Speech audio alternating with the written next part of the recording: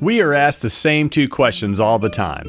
Is Limewash DIY friendly, and will it work over my insert ugly brick color? The answer to both questions is yes. Follow along as I give you step-by-step instructions on how to do this yourself.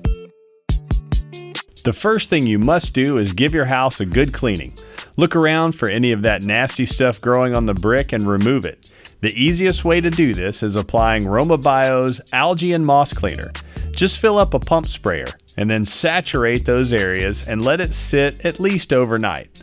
This will kill the growth down to the root. Then use a pressure washer on the entire wall until it's spick and span.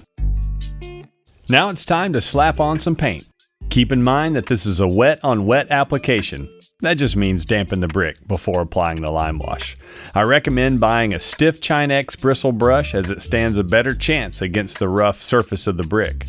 For extreme coverage and speed, we use both the large and small masonry brushes made by Limewash. Check them out right there. Make sure you get into every nook and cranny. I promise you the job will look better. Now here's some good advice for all you DIYers. Work in small sections at first. You need to learn your brick, and all brick behaves differently. What you're looking for is dry time. Once you see a chalk-like appearance, that typically means it's time to distress. Fun fact, every side of the house can be a different experience, with different levels of sun and shade, temperature, and humidity. If you make a mistake, or it's too dry to rinse away, don't worry, you can use a pressure washer to remove the Limewash and start again. Another aspect of this experiment is dilution. Start with a 50% dilution rate. Think of it this way, whatever you use to measure out your Limewash, fill the same container with half that amount in water and mix together. A paddle mixer on a drill will save your arm from stirring. As you start to distress, you will discover if you have the perfect mixture or if you want to thin it out even more. Just add more water. No, you don't need 3 people to do this, but hey, the more the merrier, right? And I can hear the naysayers now. Man, that's going to take a long time brushing it. Why, yes. Yes, it does.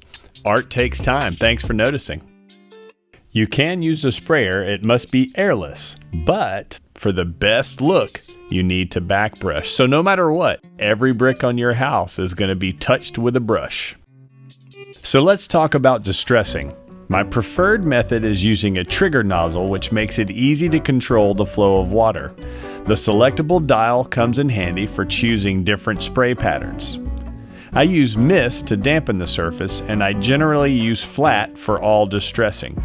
It's a fan-style spray pattern that seems to work great on most brick. However, you sometimes need that jet setting for stubborn areas or to create a specific pattern, like weep lines around the windows. Distressing is by far the most difficult aspect of this project, but with a little patience and practice, you're sure to get it right. Try to think about how water might run and rinse on each wall to get the most natural patina. That's a fun word, patina. What you're trying to avoid is what I call the giraffe look or the spotted cow. The more random your spray pattern, the better. You must become the brick whisperer. Let the brick tell you what it wants to look like. Just think of yourself as the Bob Ross of brick painting.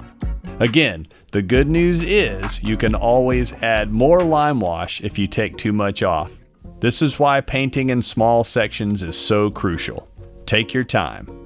A final step to consider is applying Limewash Mineral Shield, an invisible top coat that helps protect that finish you just worked so hard to create. It's amazing stuff that allows the brick to still breathe, but causes water to beat up on the surface, helping the finish last even longer. It's as simple as filling the pump sprayer, priming it up like a goofball, and you're off. You can choose to spray the entire house, or you can just spray the bottom third of the home where most water and debris splashes up.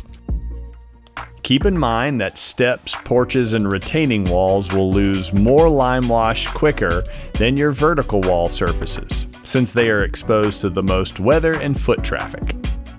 Here are a few more tips. Limewash is easy to clean up and won't stick to surfaces like regular paint, so mask off as much or as little as you like. You can also rinse the landscaping off as you work, or cover it with tarps. It is a bit messy, but it will eventually disappear. Limewash is very corrosive to the eye, so goggle up. It's not much of a skin irritant, but wear gloves as it can make your hands dry. So lotion up. Let's take a walk around the house and see the finished product.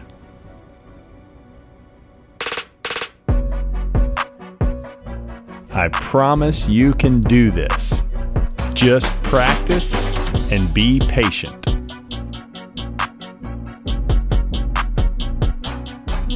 The results are beautiful and long-lasting. Instant mansion in a bucket, am I right?